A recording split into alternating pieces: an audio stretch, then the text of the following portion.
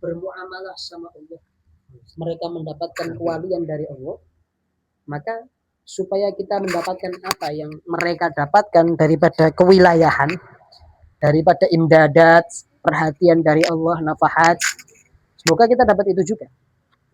Tapi kalau kita memperlakukan diri kita sebagaimana orang kafir memperlakukan diri mereka sendiri di hadapan Allah, nah kita akan mendapatkan apa yang orang-orang kafir itu dapatkan. Orang-orang kufar dapat apa sama Allah? Murka. Kita pun juga akan mendapatkan hal yang sama kalau melakukan seperti yang mereka lakukan. Lanjut. Kemudian di alinea selanjutnya Allah mewahyukan kepada Nabi Allah Daud alaihi salatu wassalam. Kun bi musta'nisah. Sama aku, kata Allah. Kalau sama aku, jadi orang yang kepingin menjadikan aku zat yang nyaman kalau dibarengi. Ente kalau membarengi siapapun kepingin nyaman, selalu kan ente deketi. Ente kepingin nyaman sama fulan. Ini kelihatannya orang punya nama ya. Ini orang kelihatannya punya ini. Ente kepingin nyaman sama mereka, apa yang ente lakukan? Duduk sama mereka, berakhlak sama mereka, bermuamalah, berbicara dengan baik sama mereka, pakai pakaian yang mereka kira-kira seneng. Kan seperti itu. Kalau sama Allah kita juga harus lebih. Sama Allah, jadilah orang yang kepingin menjadikan Allah itu adalah sosok yang paling nyaman kalau kita deketi. Siapapun. Kalau kita masih belum merasa aman, belum merasa nyaman saat berada di masjid, mendekatkan diri kepada Allah. Saat kita belum merasa nyaman, saat hadir pengajian dengan niat mendekatkan diri kepada Allah. Nah, ini ada alamatul fasikin di hatinya. Kalau kata Nabi Shallallahu Alaihi Wasallam, beliau sampaikan, "Mathalul mu'mini fil masjid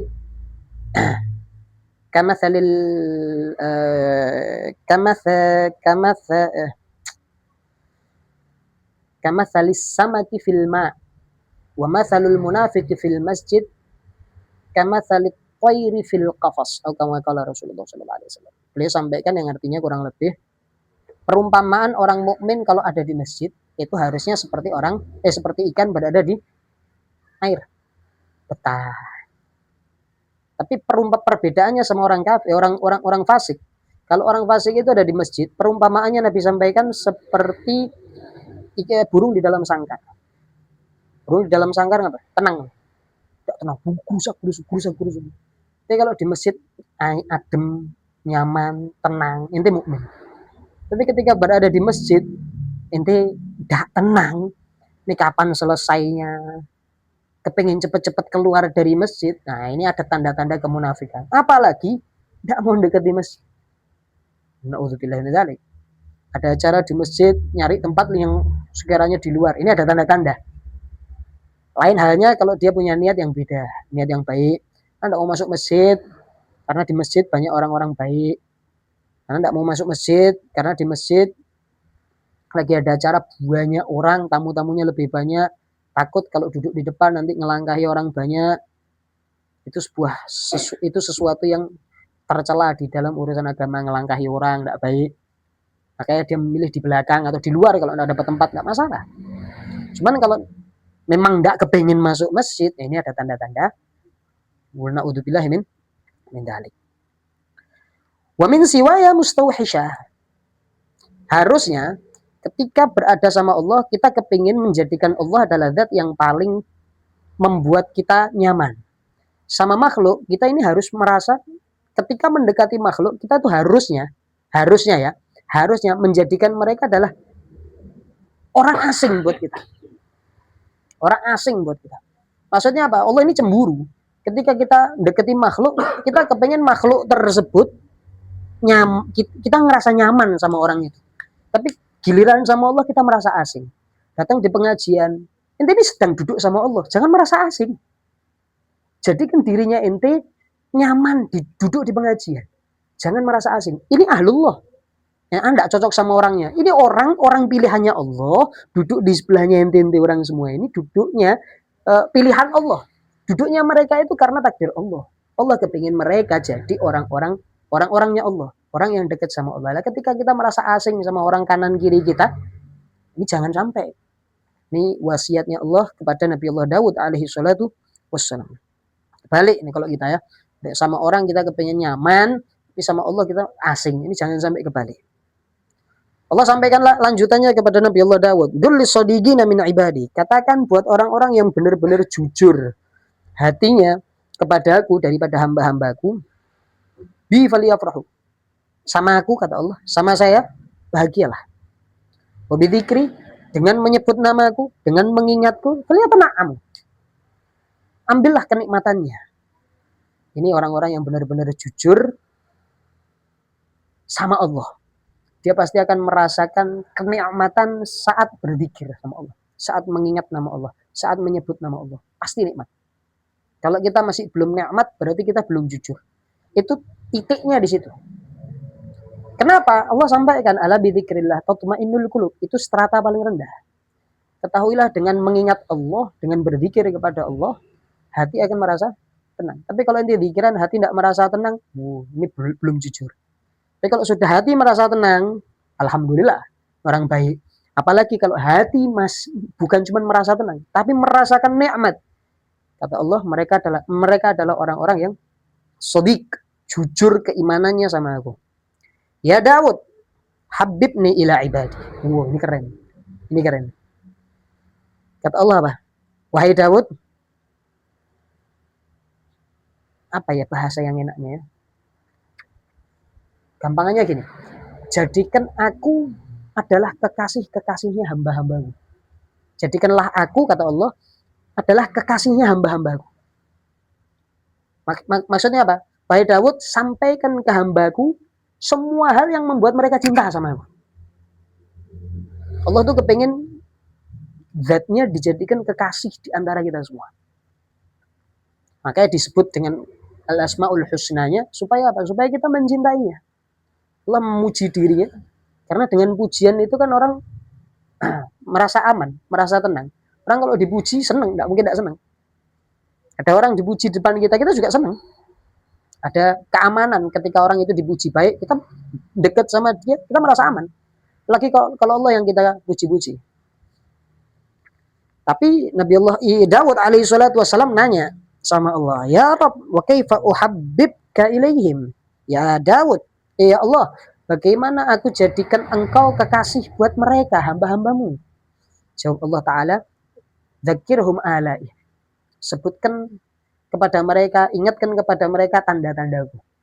Di antaranya nikmat-nikmat Allah, tanda-tanda kebesaran Allah, daripada langit yang menciptakan siapa, nafas kita itu dapat dari siapa, tubuh kita dapat dari siapa, umur kita siapa yang ngasih, kesehatan kita siapa yang ngasih, kita dikasih kesempatan bla bla bla bla bla, kita dikasih rezeki berupa A B C D, itu semua disebutkan di depan hambaku supaya apa? Hambaku menjadikan aku adalah kekasihnya, kata Allah. Ya Daud, wahai Daud, barang siapa yang kembali kepadaku, man radda ilayya hariban, barang siapa yang kembali kepadaku dengan berlari, maksudnya apa? Tobat. Bersegera, bergegas untuk bertobat, katabtuhu jahbatan. Kata Allah apa? Aku akan golongkan dia, aku akan klaim dia adalah profesor akhirat. Pengen dapat klaim profesor akhirat, beralih sama Allah secepat mungkin. Lari kalau bisa. Jangan cuman pelan-pelan balik sama Allahnya. Cepat-cepat balik. Kalau udah balik terus, lari terus. Kata Allah, ini jahbat. Jahbat itu kalau bahasa intelek, ini bahasa intelek. Luar biasa, Allah sudah sampaikan orang-orang yang benar-benar kecerdasannya tuh sekelas profesor, itu bisa disebut dengan jahbat. Allah sandingkan titel keprofesoran bagi orang-orang yang kembali kepadanya. Kenapa? Karena dia tahu betul siapa dirinya dan dia tahu betul siapa Allah. Makanya dia lari ke Allah. Orang yang tahu betul siapa dirinya dan tahu betul siapa Allah, dia pasti akan benar-benar lari kepada Allah. Bukan cuma jalan kaki. Bukan cuma lari kecil. Bukan cuma ngerangkak ke Allah. Apalagi cuma selangkah. Besok selangkah. Besok selangkah. Besok diem. Besok mundur selangkah. Ini kan kita. Kita kadang selangkah menuju ke Allah, kadang diem, tidak berharap mendekatkan diri kepada Allah, kadang justru menjauhkan diri sama Allah Ta'ala. Tapi ada orang yang setiap saatnya lari menuju ke Allah. Pengajian terus, datang taklim terus. Nanti lihat aulia-aulia kita, orang-orang soleh di tengah-tengah kita lah, Habib Umar contohnya. Di pesawat aja beliau bawa kitab. Tujuannya apa? Bukan cuma alim. Tujuannya bukan cuma untuk mudzakarah, tapi tujuannya kepengen lari deketi Allah. Makanya inilah profesor-profesor akhirat. Ya Daud, idza ra'aita li taliban fakun lahu khadiman. Wahai Daud, kalau kamu ngelihat ada orang yang benar-benar jadi orang yang minta sama aku benar-benar, kata Allah apa? Jadilah engkau wahai Daud pembantu orang ini. Jadi sekelas Nabi diperintah sama Allah untuk jadi pembantunya kita kalau kita benar-benar minta sama Allah. Kita minta sama Allah benar, Nabi Muhammad akan bantu kita ngasih syafaatnya.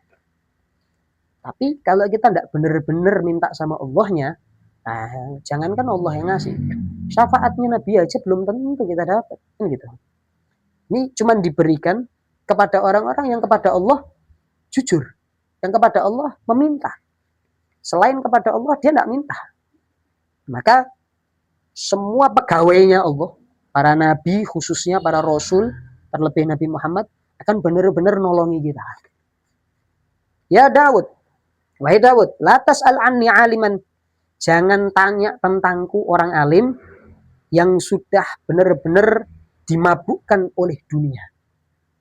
Orang alim tapi sudah dimabukkan sama dunia. Fayasuddaka an sabili, dia pasti akan membuat kamu melenceng dari jalanku. Jangan tanya sama aku, kata Allah. Tidak kepingin. Allah tidak kepingin tahu itu orang. Ulaika gutta'ut thariq, kata Allah. Mereka itu tukang begal. Ala ibadi. Mereka itu tukang begal dari hamba-hambaku. Jadi kalau ada ulama tapi dunia itu sudah benar-benar membuat mereka mabuk, dimabuk dunia. Ada ulama yang dimabuk dunia. Itu kata Allah, mereka itu tukang begal. Yang dibegal siapa? Murid-muridnya. Murid-muridnya ini tadi kepengen menuju ke Allah. Dibegal sama ulamanya ini tadi. Tidak sampai ke Allah. Gara-gara apa? Ulamanya ini tadi askarat hudun ya. Sudah benar-benar muskir. Sudah benar-benar sakran. Mabuk sama dunia. Makanya cari guru. Itu jangan yang gampang dibuai dan terbuai oleh duniawi. Karena guru-guru yang atau syekh, muallim, ustadz, siapapun yang mengajarkan ilmu kepada ente, kalau mereka itu tergiur oleh dunia, sama saja mereka membegal ente sendiri dari Allah. Bukan mengantarkan ente ke Allah. Cari guru yang bisa mengantarkan ente ke Allah. Bukan justru bawa ente lari dari Allah. Ini perintahnya Allah kepada Nabi Allah Daud alaihi salatu wasallam. Kenapa? Fayasuddaka an sabili. Guru-guru yang semacam itu justru akan membalikkan kamu dari jalanku. Tukang begal itu membalikkan jalan yang dibegal. Dulunya rencananya ke sana, dia putar balik. Ya kalau tidak kena. Kalau kena, bukan cuma putar balik. Semua yang dia bawa sirna, hilang, dibegal sama tukang begalnya itu tadi. Ya Daud, wahai Daud, i'mal bi'amalil abrar. Wahai Daud, beramallah seperti amalnya orang-orang baik. Jangan pernah senyum sama orang-orang durjana, orang-orang bejat, orang-orang jahat. Jangan pernah disenyumi. Jangan pernah pasang muka enak buat mereka ahli maksiat. Karena Allah aja tidak bakal senyum sama mereka. Allah murka sama mereka dengan kemaksiatan mereka. Kenapa ente senyumi mereka? Bukan cuma ente senyumi, kadang ente duduk sama mereka. Allah aja jauhi mereka. Kenapa kita duduk sama pemaksiat? Ya jangan. Duduk aja, senyum aja kata Allah, jangan. Wa khalid awliya'i mukhalatah. Kumpulono para waliku, kata Allah. Sesering mungkin. Mukhalatah ini artinya penguat untuk kalimat sebelumnya. Kalimat sebelumnya kumpul. Jadi benar-benar ditekankan di dalam ngumpuli mereka. Tidak gampang loh. Ngumpuli para aulia Allah itu tidak gampang. Susah. Pilihan. Kalau kita benar-benar ingin jadi pilihan Allah, paksa diri kita terlebih dahulu untuk kumpul sama para walinya. Duduk sama mereka sesering mungkin. Sesering mungkin. Sampai dapat pandangan, sampai dapat perhatian. Lah, Allah memperhatikan mereka, mereka memperhatikan kita. Luar biasa, ini dekat kita sama Allah. Hanya lewat satu kata, perhatian. Wa khalif a'da'i mukhalafah. Jauhilah musuh-musuhku dengan sejauh-jauhnya. Jangan pernah mendekati dengan cara apapun. Ini tadi disampaikan. Senyum aja dilarang sama Allah Nabi Daud. Nabi Daud dilarang senyum sama Allah, sama Durijana, sama para pemaksiat. Apalagi kumpul. Makanya jauhi sejauh mungkin. Jangan chat, jangan. Diajak nongkrong, apalagi. Jangan. Kick dari grup kalau perlu. Ya. Orang-orang yang suka maksiat, tidak tobat-tobat, kick dari grup. Kalau perlu. Nah, ini untuk menyelamatkan diri ente. Untuk menyelamatkan diri kita sendiri.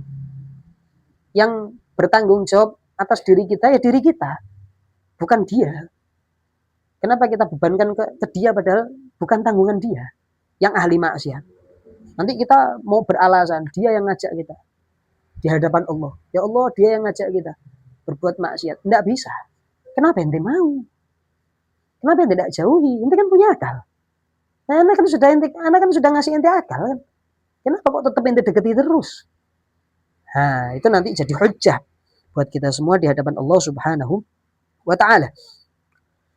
Kata Allah kepada Nabi Allah Daud alaihi salatu wassalam, dilanjutannya, ya Daud, wahai Daud, jadilah seperti ayah yang penyayang bagi para yatim.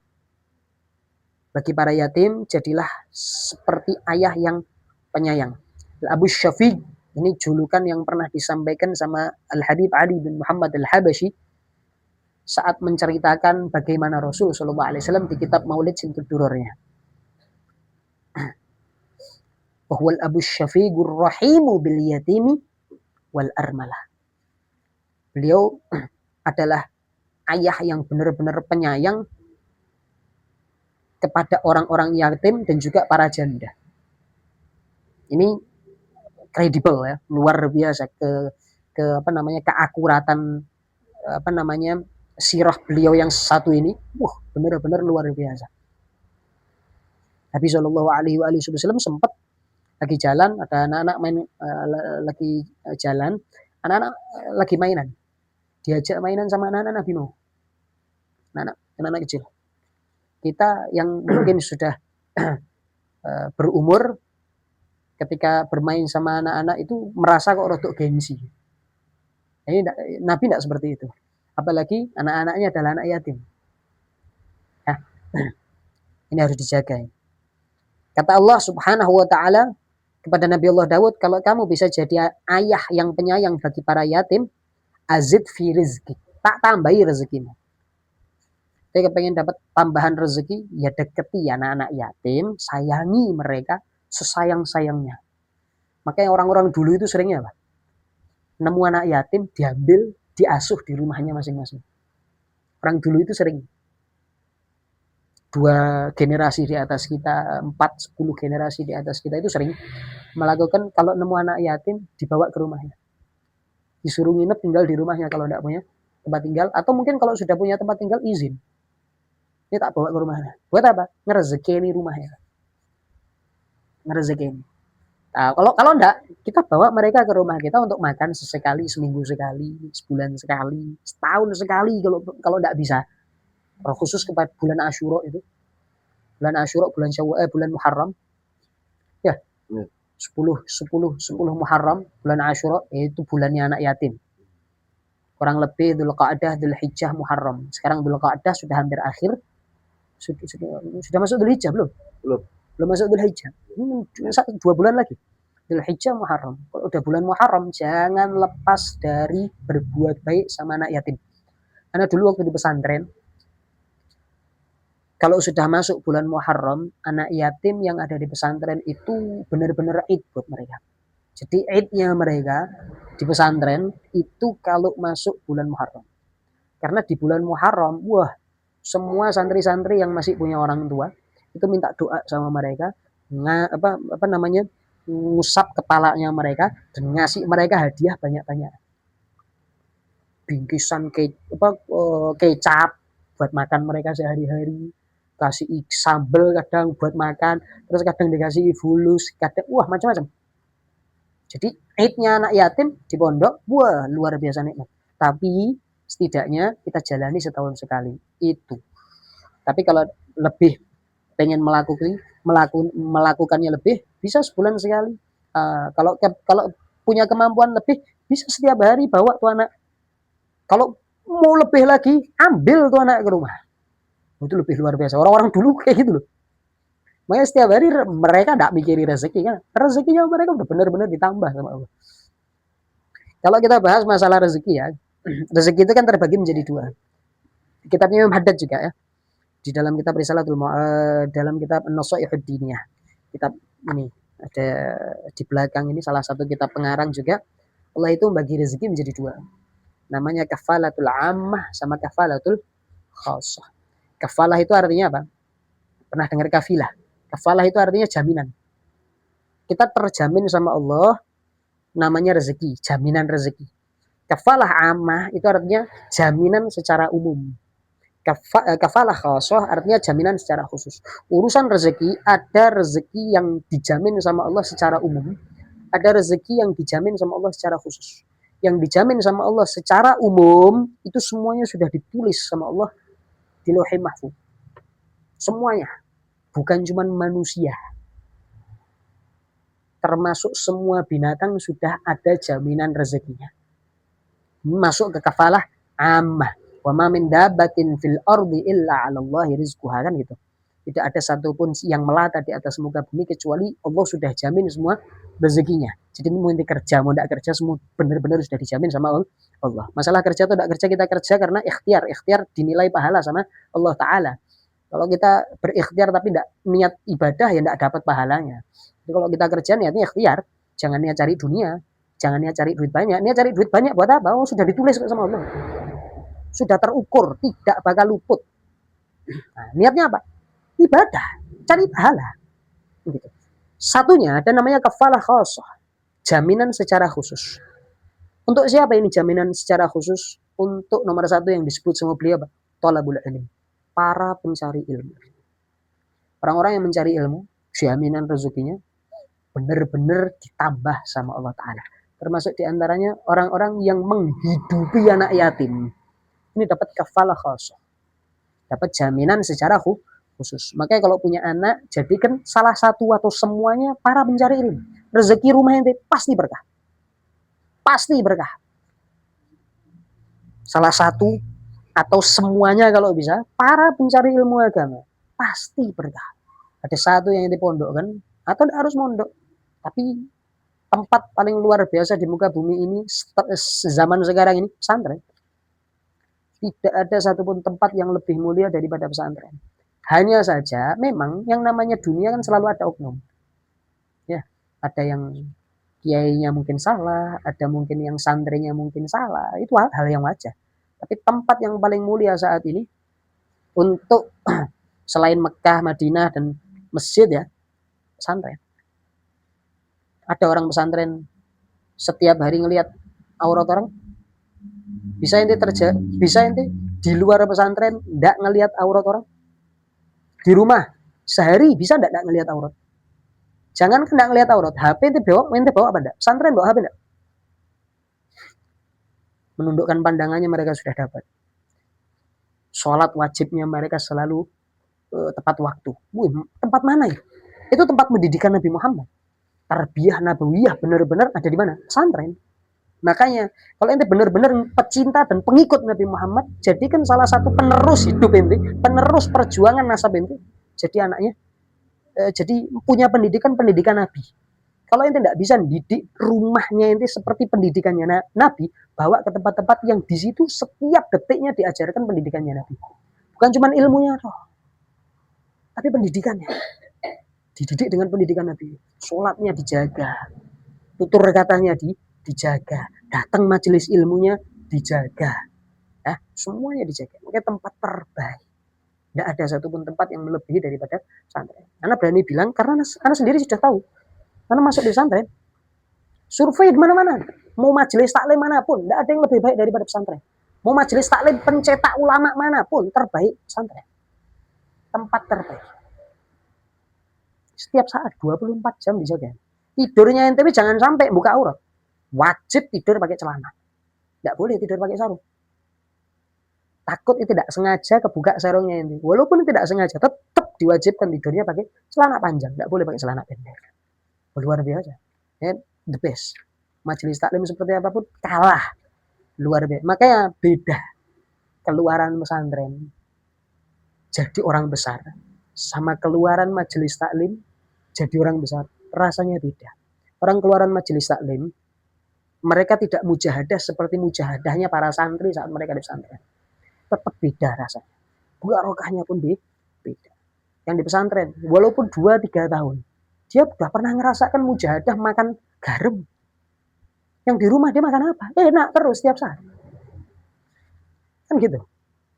Ada seminggu dia enggak ngelihat auratnya orang. 2 hari, 3 hari ngelihat auratnya orang. Pesantren. Seminggu, setengah tahun enggak buka aurat sama sekali, enggak ngelihat HP sama sekali, enggak urusan dunia sama sekali pikirannya. Sehari dunia dipikirnya enggak ada. Kayak kalau di pesantrennya Abu Malik itu khususnya ya, pesantren Abu Malik di Rusaifah di Mekah sana.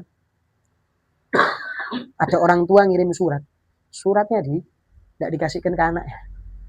Disimpan sama beliau. Ada orang tua datang, diusir enggak boleh masuk. Ini anaknya yang lihat. Anaknya, orang tuanya mau ngelihat anaknya, enggak boleh. Makanya di situ kalau ada mau anaknya mau masuk pondoknya situ, enggak boleh ketemu sama sekali, minimal 10 tahun. Zaman dulu. Tapi jadi semua.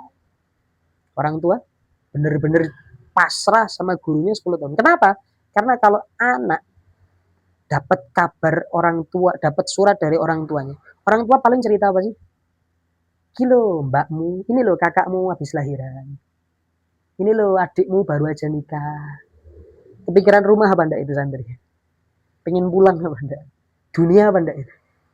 Jangan diajak berpikir dunia. Itu yang enggak diinginkan. Tapi fokus terus sama akhir. Ada saatnya kamu memikirkan dunia. Nanti. Nah, jadinya luar biasa, Masya Allah. Pendidikan yang seperti itu. Jadi semua mayoritas. Tapi itu kesepakatan ya.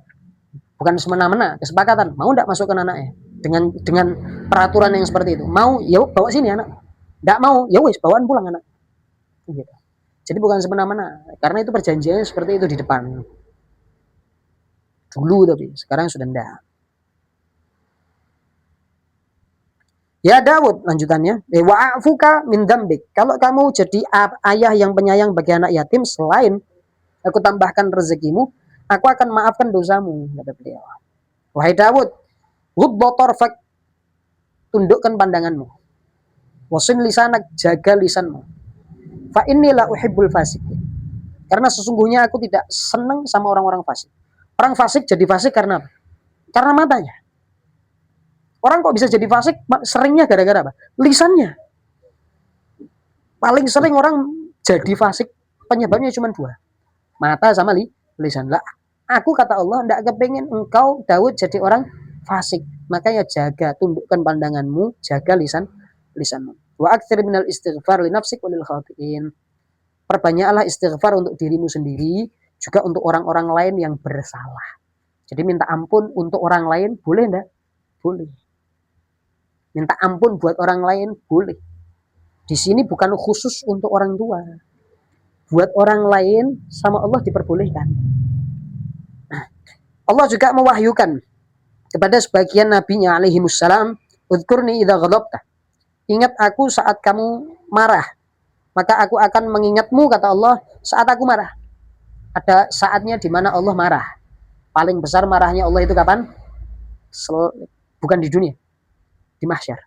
Marahnya Allah paling besar itu nanti saat di mahsyar. Nah, ketika Allah marah besar, Allah ingat sama kita. Kata Allah Ta'ala, "Fala amhakka fi man amhak." Maka aku tidak akan menghukum kamu bareng sama orang-orang yang aku hukum karena kemarahan gue. Nah, caranya B, supaya kita tidak dihukum saat Allah marah, jaga diri saat marah. Ingat Allah saat marah. Jadi iringi kemarahan kita dengan ridho Allah. Kalau di dalam marahnya kita itu ada ridho Allah, marah, silahkan. Tapi kalau di dalam marahnya kita itu tidak ada ridho Allah, ingat, selalu ingat-ingat. Oh, kalau marah itu lupa segalanya, itu perlu latihan. Tidak bisa langsung seketika. Makanya ada nama Allah yang ditaruh sini, itu biar apa? Biar nanti ingat sama Allah. Ada orang-orang soleh, nanti taruh fotonya di rumah. Tujuannya untuk apa? Biar nanti ingat sama Allah saat melihat mereka. Jadi kalau itu murka di tempat itu, ada Allahnya, ada Asmaul Husnanya di rumah itu, ada ayat kursinya, biar nanti ingat. Wah, Allah tahan marah. Nanti lihat dulu kalau mau marah. Ada Allahnya enggak? Ada ridho Allahnya enggak? Ada. Oh yes, luapkan itu kemarahan. Tapi ketika kita meneliti kemarahan kita itu tidak ada, kalau mau ngeluapkan kemarahan kok kita lihat kemarahan itu enggak ada ridho Allahnya, ya rem. Buat apa kita marah kalau enggak ada ridho Allahnya di situ? Gitu. Allah Subhanahu wa taala mewahyukan kepada Nabi Allah Isa. Ini wahyu-wahyu semua ya. Alaihi salam, supaya Nabi Isa mengucapkan kepada Bani Israel. Umatnya Nabi Isa itu Bani Israel. Bukan orang Nasoro. Mereka Bani Israel yang akhirnya memeluk agama Nasrani. Keturunan Bani Israel. Agamanya mereka dulu adalah Yahudi. Tapi ketika kedatangan Nabi Allah Isa alaihi salatu wassalam, mereka dituntut untuk masuk agamanya Nabi Allah Isa bernama Nasrani. Sebenarnya itu bukan agama. Yahudi pun juga bukan agama. Nasrani itu julukan para penolong. Agamanya mereka apa? Hanif. Agamanya orang-orang, agamanya para anbiya itu apa? Hanif. Agamanya Nabi Allah Isa Hanif. Nabi Allah Lut Hanif. Nabi Allah Ibrahim Hanif. Nabi Musa Hanif. Nabi Yusuf, agamanya semua Hanif. Nama lain daripada Islam.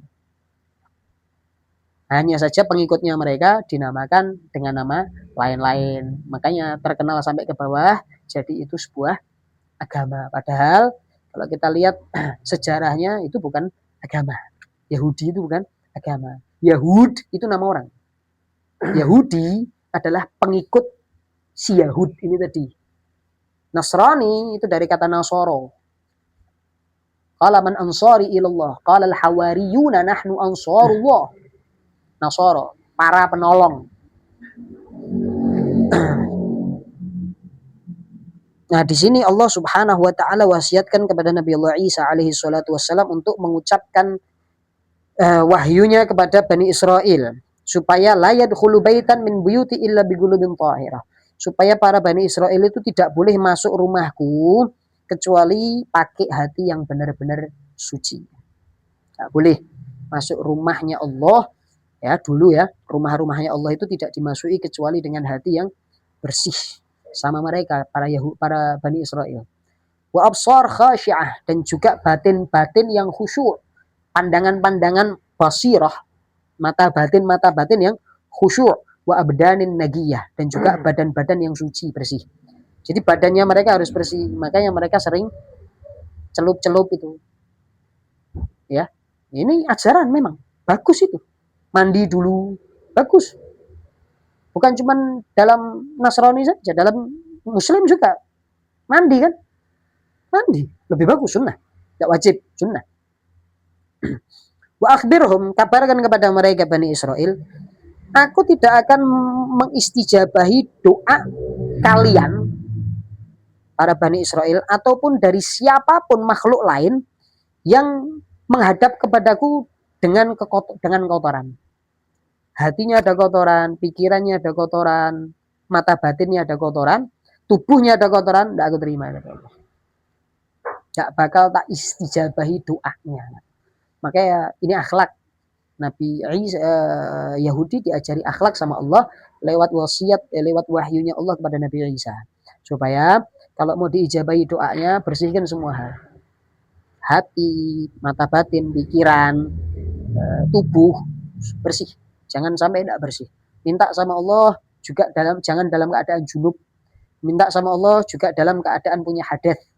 Minta sama Allah punya wudhu. Itu kalau kepingin doanya mustajab. Oh, doa tidak punya wudhu, tidak apa-apa, bukan tidak boleh, tidak apa-apa. Tapi Allah sampaikan di sini kata lewat Nabi kepada Bani Israel, doa mereka tidak akan saya kabulkan. Walaupun di dalam doamu ada nilai ibadah. Dalam doamu ada nilai ibadah, kamu dapat pahala dengan doa tersebut. Tapi jangan harap doamu saya kabulkan karena etika dalam doamu tidak benar. Gitu loh. Sebenarnya selanjutnya nih bagus-bagus. Tapi satu lagi. Wa waha ilaihi aidan ya ibn Maryam id nafsak fa in ta'atta fa'idin nas wa illa fastahi minni. Allah juga mewahyukan kepada Nabi Allah Isa alaihi salatu wassalam. Ya ibn Maryam, wahai putra Maryam, id nafsak. Nasihatono dirimu sendiri se. Fa in ta'atta, kalau kamu bisa menasihati dirimu, baru fa'idin nas, baru nasihati orang lain. Wa illa, tapi kalau diri kamu tidak bisa kamu nasihati sendiri, fastahimin. Tidak usah nasihati orang lain lah. Malu sama aku, kata Allah. Kalau diri kita masih belum bisa menasihati diri kita sendiri, jangan menasihati orang lain.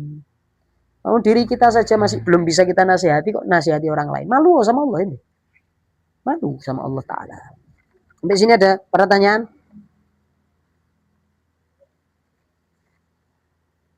Yang masjid tadi. Masjid itu kan Baitullah.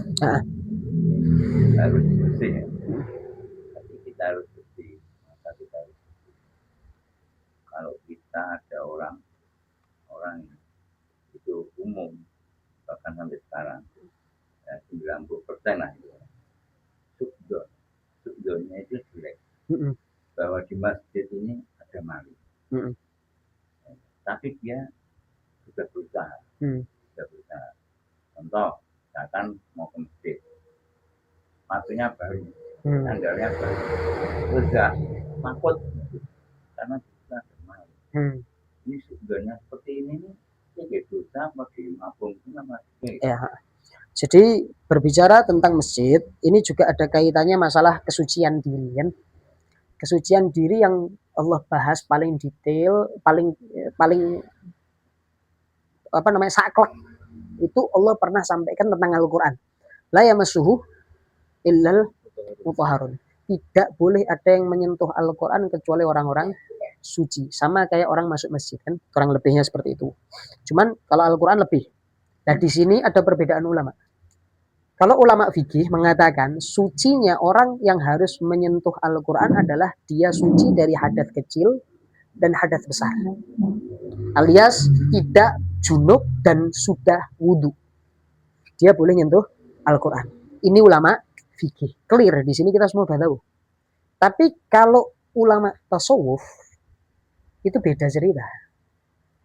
Mereka mayoritas mengatakan suci yang Allah maksud di sini bukan cuma suci tubuh dari hadas kecil maupun hadas besar, termasuk suci dari kesyirikan.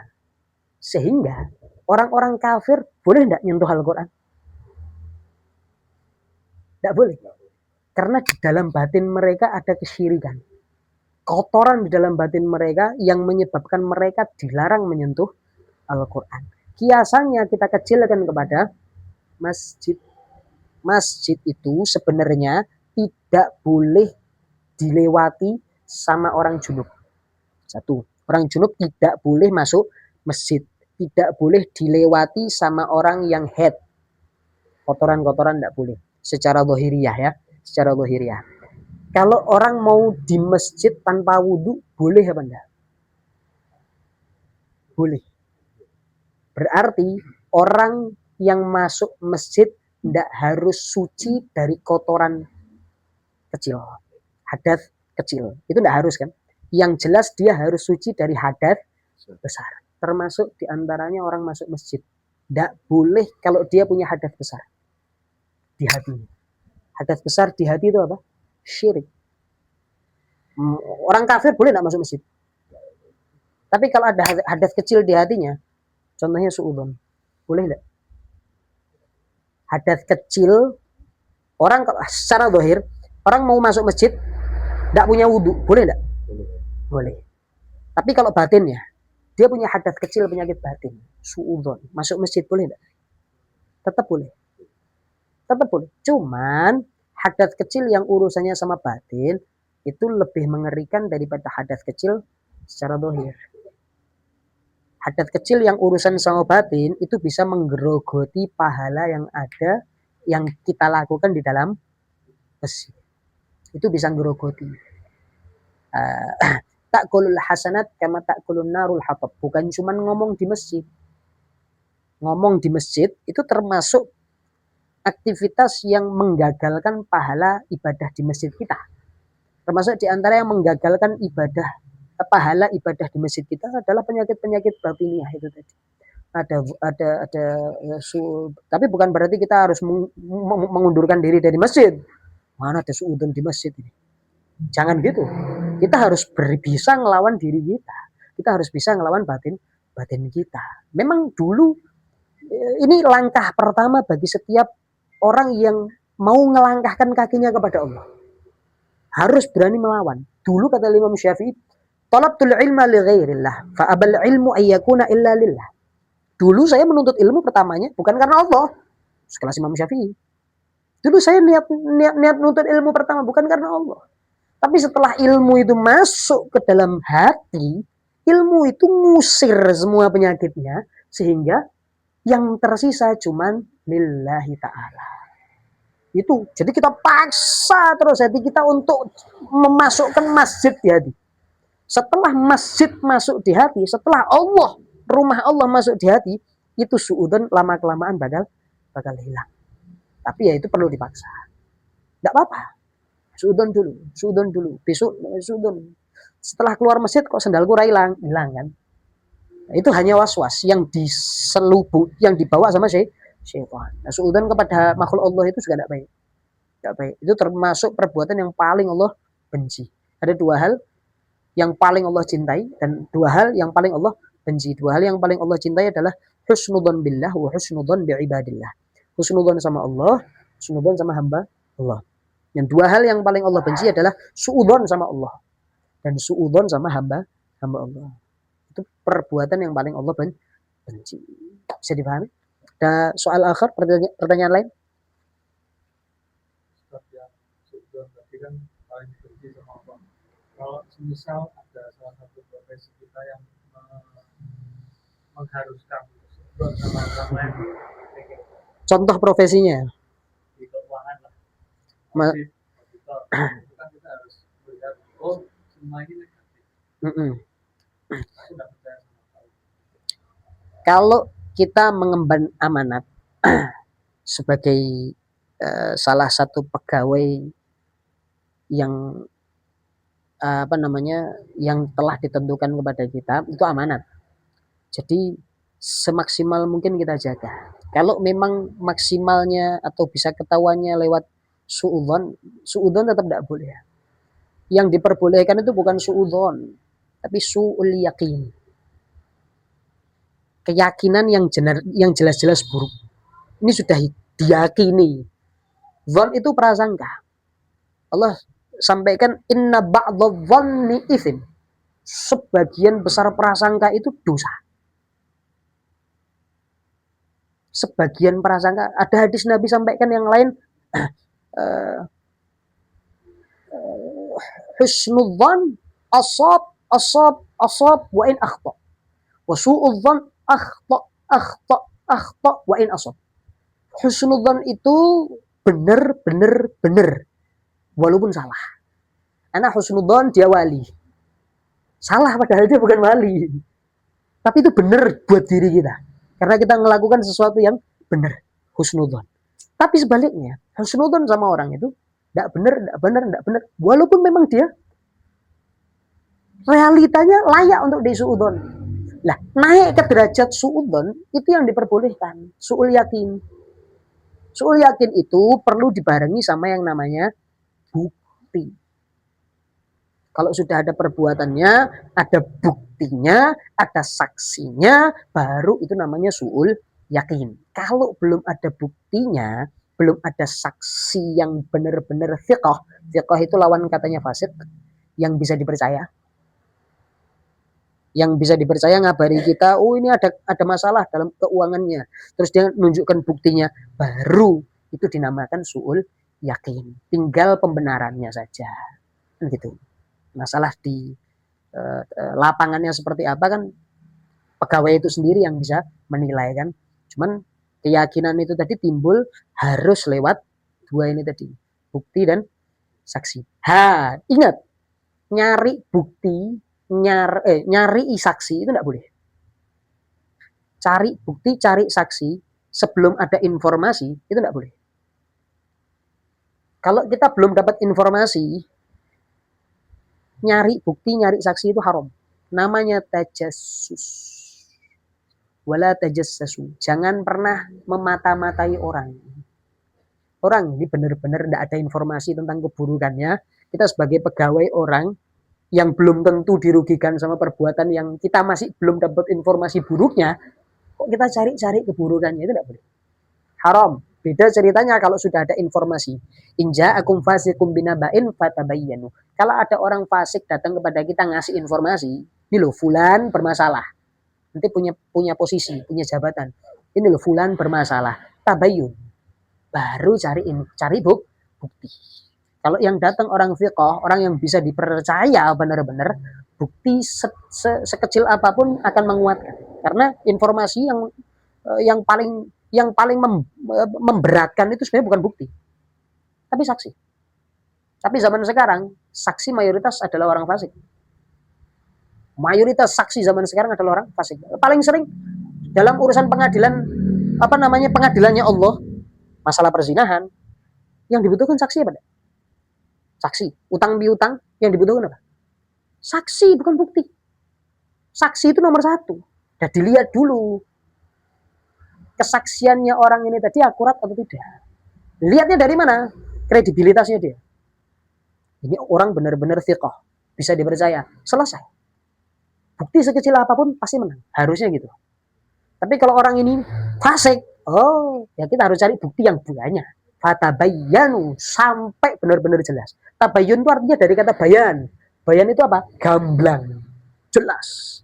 Cari sebanyak mungkin bukti biar informasi dari orang fasik ini jelas. Baru bisa diklaim ini problemnya ABC tadi benar atau salah. Intinya di situ.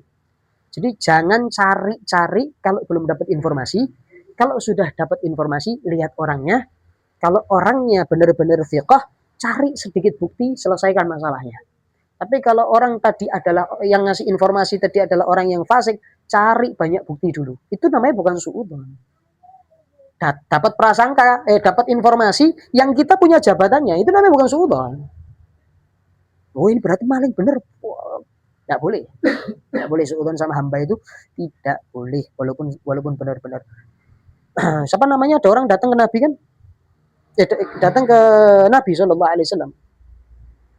Ya Rasulullah, saya berzina. Apa jawabnya Nabi? Tidak, kamu tidak zina. Tidak, kamu cuma bercumbu toh. Tinggal sama Nabi. Takut Nabi suudzon dia berzina. Dan tidak kepengen ada yang namanya had. Tidak kepengen had itu apa ya? Kisos. Gampangan bahasa halusnya kisos. Kalau kisos kan biasanya urusannya ke darah.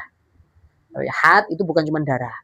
Balasan yang setimpal yang Allah tentukan dalam kemaksiatan yang terjadi di muka bumi. Orang maksiat dibalasnya apa sama Allah? Dihukumnya apa sama Allah di muka bumi. Itu namanya had. Hudud. Ada ilmu fikihnya. Kalau ini belajar fikih itu ada namanya ibadah. Ibadah tuh ya sholat. Yang berhubungan sama sholat apa? Toharoh, wudu, junub mandinya. Semua jenis sholat. Tapi sholat apa? Zakat, puasa, haji. Yang berhubungan sama zakat, yang berhubungan sama haji, yang berhubungan sama puasa itu terangkum dalam satu bab namanya bab ibadah. Ada lagi kitabul jinayah. Jinayah itu bahas apa? Had. Orang nyolong diapakan. Orang zina diapakan. Orang zina dilihat. Yang zina siapa? Muhson atau ghair muhson? Sudah nikah atau belum? Terus kalau ada orang gebukin orang sampai gigi gerahamnya putus separuh. Itu gimana? Terus ada orang yang tangannya benar-benar sudah non-aktif. Tidak bisa diapa-apakan sama sekali. Ada orang iseng dipotong jebret. kena hat apa enggak? Anak motong orang yang tangannya sudah benar-benar tidak ganggu sama sekali, tidak guna sama sekali. Dokter bilang ini tangan sudah tidak guna sampai inti mulut tidak bakal guna. Dia punya tangan tidak bakal bisa aktif sama sekali. Tak potong tangannya, anak kena hukuman apa enggak? Itu ada semua hukumannya di the fikihnya ada di bab jinayah namanya. Terus ada lagi buyu, jual beli, muamalah. Ya. Ada bab macam-macam itu jenis muamalahnya, macam-macam. Jadi kita tinggal arahnya ke situ ya. Termasuk diantaranya masalah kemana-mana ya. Ini masalah suudon kan. Merembet kemana-mana ini. Kita selesaikan di situ aja. Ada pertanyaan lain bisa dipahami ya? Ada pertanyaan lain Sob? Ada pertanyaan lain? Soal akhir? Mas Rian? Zar? Serip? Tis? Ngapa sedeli? Yang belakangan. Nuzin ada? Zalim? Helmi? Wallah alam bisawab.